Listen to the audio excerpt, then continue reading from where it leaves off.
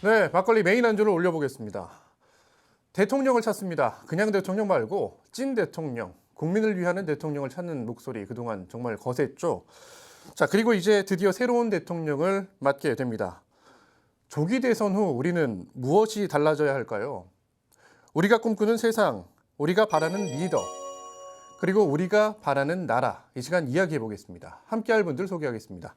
먼저 윤석열 퇴진 전북운동본부 공동대표를 맡았던 전북환경운동연합의 이정현 대표 모셨습니다. 어서 오십시오. 안녕하십니까. 네, 안녕하세요. 그리고 법무법인 모학의 최용호 변호사입니다. 어서 오십시오. 예, 안녕하세요. 네, 두 분 다 뭐 저희 막걸리 자주 나오시니까 익숙한 분들이잖아요. 뭐 이렇게 어색하지는 않죠. 아유, 자연스럽고 편안하고 좋습니다. 네, 대표님 요즘에 얼굴이 좀 밝으신 것 같습니다. 그러니까 옆에 저기 환한 얼굴, 네. 저는 이렇게 까맣다라는 얘기를 생각을 못했거든요. 네. 근데 오늘 같이 보니까 아마 저 때문에 더 빛이 나셔가지고 저를 좀 띄워주시는 거 아닌가 이런 생각이 네. 듭니다. 사실 오늘 녹화가 대선 운동이 한창 시작되고 있는 상황에서 녹화를 하는 네. 거거든요. 그래서 사실 이제 아직 대선 결과가 나오지는 않았습니다만 누가 대통령이 되든지 간에 국민을 위한 대통령이 되어야 한다라는 바람으로 오늘 함께 좀 이야기를 해보려고 합니다. 자, 시작해보죠. 대표님. 예. 먼저 정말 어렵게 조기 대선까지 왔습니다. 그 뜨거웠던 현장에 대표님 계속 항상 함께 하셨었는데 네. 좀 소회가 좀 어떠십니까? 일단 뭐 잘 만들어진 K-드라마 한 편을 재밌게 본 그런 느낌이었는데요. 네. 뭐 감동의 폭삭 수다 같은 느낌. 그 다음에 음모와 모략이 횡행했던 영화 내부자들. 네. 그리고 김치 싸다구 같은 막장 드라마. 거기다가 우픈 코미디 같은 정말 그런 드라마 같은 과정들이 쭉 진행이 되어졌잖아요. 네. 과정 보면 길고도 험난한 길이었는데 결과적으로 응원봉의 힘으로 국민이 정말로 주권자임을 좀 우리가 스스로 좀 밝혀냈다는 측면에서 이제 이 광장의 요구들을 어떻게 정치적으로 제도화할 것인가 네. 그런 과제들이 좀 저희한테 좀 남아 있는 것 같고요. 이번 대선 과정, 그러니까 모든 감춰진 것들이 사실은 수면 위로 올라온 거잖아요. 네네. 드러났습니다. 그러니까 우리가 말하는 그들만의 민낯이라고 하는 네. 기득권 또 카르텔 뭐 이렇게 이야기하고 있는 건데요. 실제로 대통령이 바뀐다고 해도 네. 이 공고한 카르텔이 흔들리지 않고 이것들이 사라지지 않는다고 하면 우리 삶에는 큰 변화가 없을 거다라고 생각을 하고요. 이런 사회 대개혁 과제를 통해서 공고한 이 카르텔, 네. 기득권 체제를 깨뜨리는 것이 가장 중요한 이번 대선의 핵심 과제이지 않을까 싶습니다. 알겠습니다. 변호사님, 뭐 길게는 한 3년, 뭐 짧게는 지난해 12월부터 시작된 아까 얘기했던 이 K 드라마. 그 중에서 뭐 변호사님 혹시 기억 남는 장면 같은 게 좀 있으십니까? 계엄 이상의 어떠한 그래요? 특정적 장면을 찍을 수 있을까? 지금 굉장히 재밌는 게 네. 뭐 국민의힘의 후보들이나 뭐 이런 어떠한 지금 여권 측에서 보면 뭐 이재명은 안 된다, 이재명은 안 된다 막 하면서 뭐 사법이 있지 않냐, 뭐 네. 재판이 있지 않냐 하는데 거기에 대한 면죄부를 다 줬어요, 계엄이. 그래서 그분들이 과연 그런 얘기할 자격이 있나? 네. 뭐 그런 생각이 들어요, 사실은. 예. 그래요. 그 장면이 머릿속에 예, 가장 기억이 납니다. 왜냐하면 상상도 못 해봤거든요. 뭐 네네네. 계엄한다고 해서 저는 사실 잤어요 그날 밤에. 근데 아침에 일어났는데 제 처가 혹시 계엄이 뭐야? 그래서 저한테 네가 왜 나한테 그걸 물어봐? 그래서 봤더니 뭐 그다 다 시작했다 끝나 있더라고요. 핸드폰에 그래요? 봤더니 너무 좀 저는 사실 좀 웃겼어요. 너무 이게 뭐지 했는데 네. 그때 당시에 직접 보셨던 분들 생각보다 심각했고 네. 사실 나중에 밝혀진 바로 생각보다 심각했던 사정들이 네네네. 있었더라고요. 근데 저는 그냥 웃기더라고요. 뭐 시작했는데 끝났는데 저는 뭐 자고 일어나 보니까 끝나 있어가지고 꿈 같은 장면이었네요. 꿈도 아니죠. 저에게 그냥 예. 알겠습니다. 자, 여러 가지 또 우리가 이야기해 볼 텐데 변호사님. 그러면 지금 지금 현 상황 우리나라에 가장 시급한 과제랄까요? 어떤 게 좀 있다고 좀 보십니까?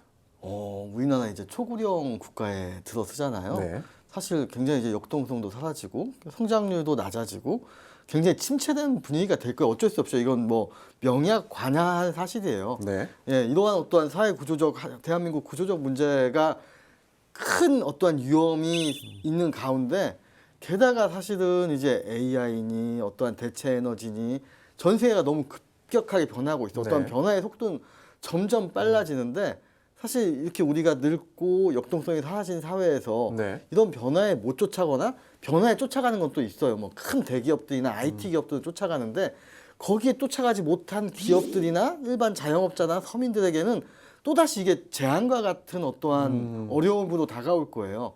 이런 큰 두 가지 어려움이 직면해 있고 사실 이거는 그때그때 계속 풀어줘야 될 문제예요. 기업도 풀어야 되고 개인도 풀어야 되고 네. 국가도 풀어야 될 문제라고 보여져요. 그래요. 저는 사실은 이제 약간 질문을 드렸을 때, 우리 뭐 먹고 사는 문제, 경제 뭐 그런 얘기 하실 줄 알았는데 확실히 부족함은 없이 사시나 봅니다. 힘들게 사시는 것 같은데요. 그래서 우리 부족하게 사는 대표님한테 여쭤볼게요. 지금 아니, 가장 얼마나 심각한- 힘들게 사셨으면 그 계엄의 밤에 아. 그걸 모르고 지나가셨을까. 네. 그럼 또 여쭤볼게요. 가장 시급한 과제는 뭐라고 보십니까? 일단은 뭐 그 아까 말한 기득권 깨기가 저는 핵심적인 과제라고 생각하는데 그게 우리 사회 그 모두에 만연해 있는 거지 않습니까? 그래서 저희가 이제 이번 대선이 저는 파면의 뒤풀이고 네. 사회 대개혁의 앞풀이가 되는 이런 거다라고 생각을 했는데 네. 우리가 외쳤던 광장의 요구들 이것들을 좀 제도권에 담아내는 부분들이 중요한데 그 같이 광장에 섰던 뭐 더불어민주당 포함해서 원내외 정당 8개 정당하고 네. 그 퇴진운동본부가 이제 사회대개혁 과제를 걸면서 만들었던 의제들이 12개 분야, 118개 개혁 과제, 424개 세부 과제거든요. 400개가 넘어요, 세 네, 분. 어마어마합니다. 이게 이제 뭐 노동헌법, 농민헌법, 저희 같은 경우는 생태 민주헌법부터 네. 개헌에 대한 요구부터 시작해서 굉장히 다양한 개혁 과제들이 이제 본물처럼 쏟아진 것들이고, 저희도 이번 대선이 그러니까 시민 주권자의 힘으로서 이 변화를 끌어낼 수 있는 그러니까 실질적인 힘을 갖고 있는 공약으로 제안하기가 쉽지가 않았는데 저희도 사실 탄핵이 빨리 될 줄 알고 일찍부터 주권자의 힘으로 좀 이 지역의 변화를 이끌어낼 공약을 좀 제안해보자 해서 네. 저희가 2월부터 정책 제안 활동을 시작을 했거든요. 새만금 새판짜기, 네. 뭐 조력발전이라든지 아리백 산업단지, 영농형 태양광 이런 걸 중심으로 해서 탄소 중립의 거점으로 새만금을 좀 만들어 가보자. 말도 안 되는 메가시티라든지 개발 공약 대신에 이제 그런 얘기 했었고 다른 하나는 이제 국가 전력망을 어떻게 짤 네네네네. 것인가 이 이야기를 사실 2월부터 이제 차곡차곡 준비를 했고 어쨌든 광장의 힘, 시민들의 힘이 저희들의 뒷배가 돼서 그런 건지 저희가 다 전달을 했습니다. 그러니까 네네. 민주당의 정책위원장에게도 전달을 했었고요. 지속 가능한 전력망 같은 경우는 지역 국회의원을 통해서 네.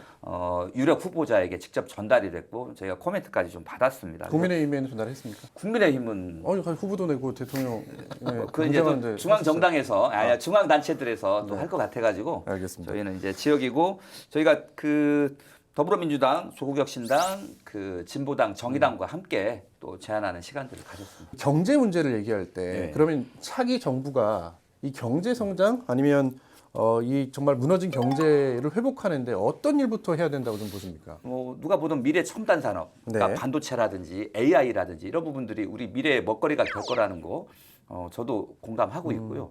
여기에 가장 핵심적인 이 미래 먹거리의 동력이 될 수 있는 게 깨끗한 전기, 재생에너지 전기거든요. 네. 기후위기 탄소 중립하고 맞기도 하고 2차 전지 산업의 근간을 이룰 수 있는 이런 부분들이기 때문에 저는 미래도 거기에 있고 전북의 미래도 거기서 좀 찾아야 된다.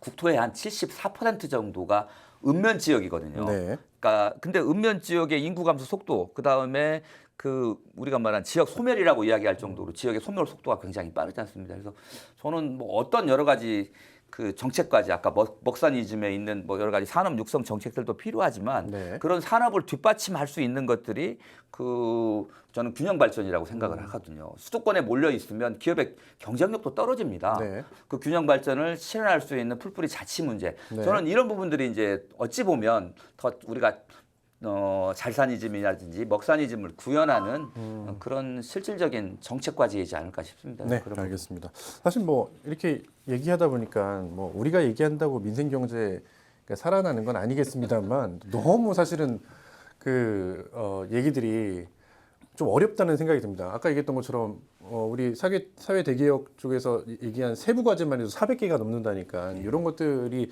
좀 이제 잘 전달돼 가지고 하나하나 차근차근 너무 막 성급하게 갈 필요는 없이 좀 기다려가면서 하나하나 단계 나아가야 되지 않나 그런 생각이 좀 들고요.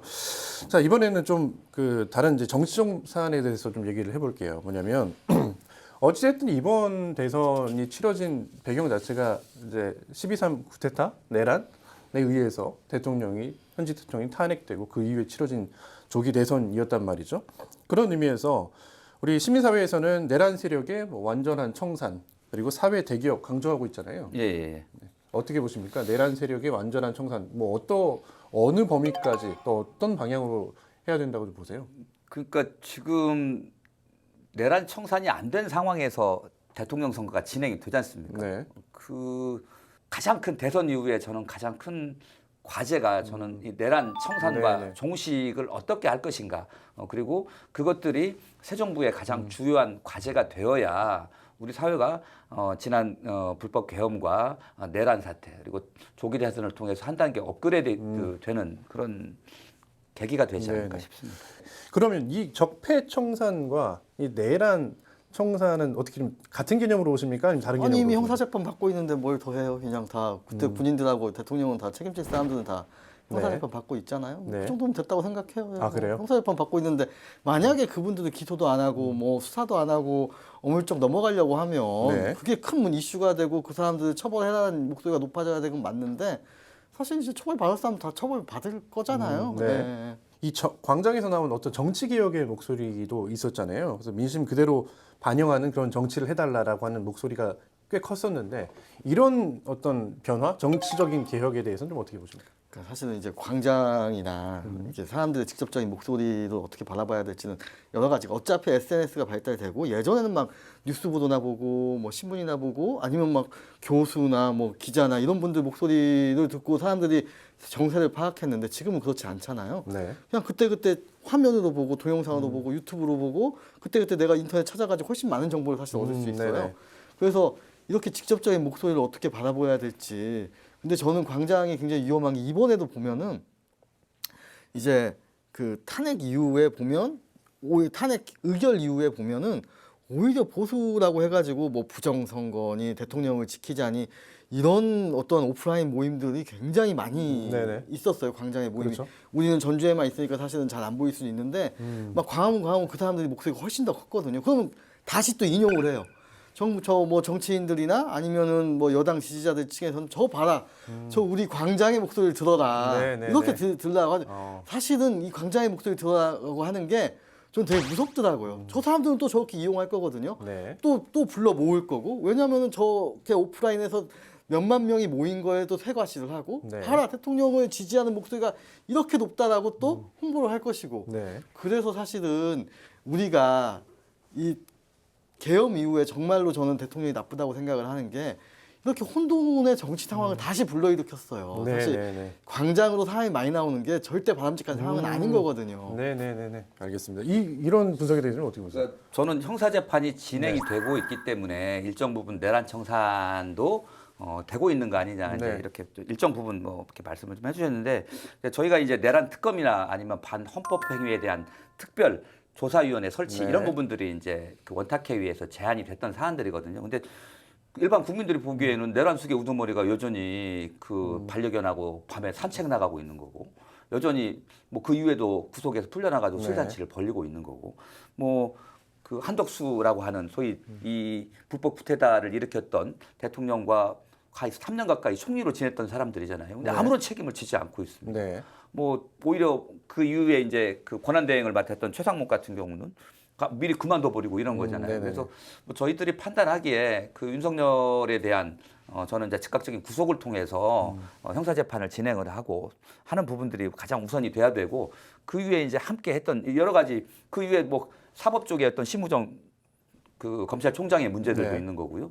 그래서 이런 국민들이 납득하기 어려운 부분들이 어찌 보면 계엄이라고 하는 윤석열을 중심으로 하는 어떤 공고한 이 체계 속에서 벌어진 일 아닌가 싶습니다. 근데 이들이 거리를 다 활보를 하고 다니고 있고 여전히 그 권한과 지위를 누리고 있기 때문에 이 부분에 대한 판단들이 좀 필요하다라는 네. 측면에서 이제 그 내란 특검이 필요하고 반헌법 행위에 대한 특별조사위원회라든지 이런 것들이 좀 필요하지 않나 싶습니다. 이제 이게 시작인 거고 네. 거기에 따른 우리 사회 전반에 대한 기득권 깨기, 사회개혁들이 이제 우리에게 주어진 일이라고 판단합니다. 아까 최현호 변호사가 우려했던 것처럼 이렇게 이제 내란 종식 청산에 몰두하다 보면 오히려 소모적 논쟁만 양산되는 게 아니냐라고 하는 그런 우려의 시각에 대해서는 좀 어떻게 보세요? 그러니까 뭐 광장의 목소리가 하나는 아니었다라고 하는 부분들 그리고 그 아까 말한 우리 양당 기득권 체계 또 지역 간, 구도 간, 세대 간 갈등의 이런 구도들이 좀 더 고착화되는 부분들에 대해서 저도 굉장히 좀 우려하고 있고요.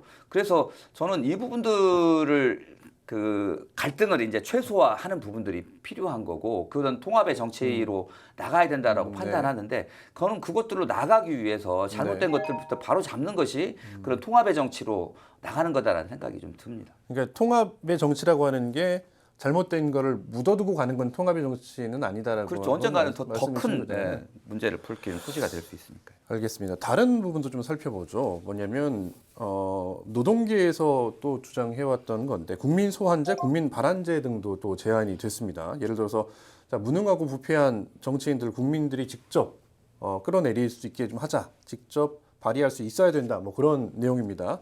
그런데 사실 이미 오래전부터 이런 얘기가 나왔었는데 왜 실현되지 않았다고 보십니까, 변호사님? 기본적으로 헌법 개정 사안이라고 보여져요. 네. 네, 헌법에 이제 명확하게 뭐 국회 입법권은 정부당 국회의원이 명시가 되어 있고 그 다음에 국회의원의 임기는 4년으로 보장이 되어 있어서 아마 네. 논란은 있어요. 아마 뭐 입법하면 되지 않느냐 뭐 논란도 있고 뭐 아마 입법하게 될 수도 있을 것 같긴 한데 네. 기본적으로는 이제 헌법 개정 사안이기 때문에 네. 헌법 개정이 안 돼서 좀 힘들지 않을까라는 생각이 좀 들어요. 아 그래요. 그러니까 이게 입법 사안인지 헌법 사안 논란부터 있어요. 그 부분에 대해서. 일단 그 부분에 대한 논란이 네, 있고 네. 크게 봐서는 이제 개헌 네, 개헌 사항이라고 필요한 저는- 부분이다라고 말씀하신 거고 그러면 그 대표님 네. 주민 소환제 같은 경우 지금 지방자치단체 시행하고 있지 않습니까? 시행하고 있고 최근에 우리 지역 같은 경우는 남원 그 시장을 소환하려고 한번 했다가 예. 이제 요건이 안 맞춰서 실패한 경우가 있었는데 대표님도 뭐 이런 활동 해보신 적이 있으시잖아요. 아니 하고 싶은 경우는 굉장히 많은데요. 이게 2007년도에 이 제도가 시행이 돼가지고 실제 주민 소환해가지고 직위를 상실한 선출직은 기초의원 2명밖에 없거든요. 네. 그러니까 일단 서명 요건을 채우기가 굉장히 어렵습니다. 그리고 이게 이제 서명 명부가 있으면 이제 상대 측 예를 들면 소환 대상들이 이걸 확인하지 않겠습니까? 네네. 그렇게 되면 예를 들면 주소라든지 이런 부분들을 꼼꼼하게 하게 되면 그렇죠. 또 빠져나가게 됩니다. 그래서 네. 그 요건들이 굉장히 그 까다로운 부분들이 있습니다. 그리고 투표율 요건도 상당히 좀 높고요. 그러다 보니까 이렇게 하기 위해서는 굉장히 많은 에너지와 비용이 들어갈 수밖에 없습니다. 네네. 그래서 네. 최근에 이제 온라인 서명도 가능해져가지고 네네네. 주민감사라든지 이렇게 하게 되면 개인 인증하거나 이런 것들이 굉장히 좀 어렵습니다. 그래서 여전히 문턱이 상당히 높고요. 그렇기 때문에 요것들을 하려면 어떤 제도를 좀 상당히 좀 네네. 시대적 흐름에 맞춰가지고 좀 간편한 네. 본인 인증 절차를 하게 되면 온라인을 통해서 네. 할 수 있도록 한다든지 뭐 그다음에 그 서명 요건도 좀 완화하고 네네. 투표율도 좀 낮추고 무조건 직위를 상실하게 하는 것들도 필요하긴 하겠습니다만 어떤 사안들이 있지 않습니까? 네. 정책적 사안에 대한 판단들은 그것들을 바뀌는 하나의 어떤 원포인트로 해가지고 네네네. 이런 부분들을 좀 다른 것들과 해서 좀 더 자유롭게 해서 시민들의 직접적인 의사가 표출이 되고 그것들이 행정에 반영하는 시스템들을 좀 만들어야 된다고 생각을 네네. 합니다. 이 뭐 하나의 제도를 도입한다고 해서 그것들이 물론 제도 자체가 일정 부분 위협이나 압력이 될 수는 있겠습니다만 잘 운영할 수 있는 이런 것들을 잘 짜야 되거든요. 그런 것들도 같이 좀 고민해봐야 되지 않을까 싶습니다. 그러니까요. 그 사실 권력의 주인이 국민이 직접 선출한 대표일지라도 또 다시 이 선출된 대표를 박탈할 권한도 우리가 갖고 있다. 그렇기 때문에 우리가 적극적으로 임하겠다라고 하는 게 이제 국민 소환제, 주민 소환제 얘기인데 아까 얘기했던 것처럼 이게 그러니까 앞으로 이제 요구가 좀 거세질 것 같긴 합니다만 말씀하셨던 것처럼 이제 한계가 있긴 하지만 이 제도적 아니면 법적 어떤 보완 장치가 좀 필요하다고 좀 보세요, 변호사님? 일단은 이제 두 가지 관점에서 볼게요. 누군가 잘못을 했는데 저 사람 바꿔야겠어. 네. 그래서 근데 저 사람은 왜 바꾸려고 해도 너무나 많은 사람이 필요해가지고 바꾸질 못하고 있다. 네. 이런 관점이 하나가 있고 뭐 저 사람에 대해서는 사실은 찬반도 있고 지지하는 사람도 있고 어렵게 당선이 됐어요. 뭐 거의 과반에 의해서 당선이 됐는데 일부 주민들은 뭐 만약에 지금 요건이 5%라고 했어요. 뭐 네. 5%만 뭐 투표해도 되게끔 해가지고 일부 주민들이 저 사람 또 바꾸자 해가지고 네네네. 바꾸자 해서 찬반 투표를 또 하고 이렇게 계속 어떻게 보면은 정치적인 혼란만 가중시킬 수 있는 이런 이 양 사이에 어떤 관점들이 두 개가 있다고 보여질 수 있어요. 항상 누군가 봐도 만약에 그 사람 지지하는 사람들은 혼란만 가중시킨다고 얘기할 거고 저 사람 싫어하는 사람은 야 저렇게 잘못해도 바꾸지도 못하네 라고 얘기할 거예요. 근데 지금 제가 봤을 때는 아까 2007년도에 제도 도입 이후에 거의 실행된 사례가 없어요. 근데 그 수 20년 가까운 세월 동안에 정말 잘못해서 바꿔야 될 사람이 한 명도 없었을까요?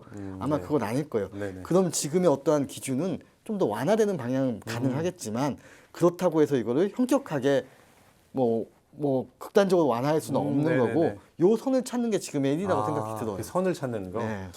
여러 가지 뭐 얘기를 하다 보니까 정말 과제가 많을 것 같은데 이 부분도 하나 좀 변호사님 나오셨으니까 법조인 나와 계시니까 한번 살펴보고 싶은데 예를 들어서 그런 어떤 사법 카르텔 아니면 기득권의 민낯이 드러났다 뭐 그런 이제 평가도 많이 있었는데 법조인이시니까 어떻게 보십니까? 이번에 일련의 아까 제가 말씀드렸던 사법부의 민낯이 드러났다라고 하는 세간의 평가에 대해서는 어떻게 보세요? 그 전에 한번 우리가 그 기간 1년 전에 계속 얘기했던 거는 후보자에 대한 633 원칙을 좀 지켜달라. 네. 그때 대법원장이 알겠다. 꼭 한번 확인해 보겠고 요 부분에는 지킬 수 있도록 하겠다.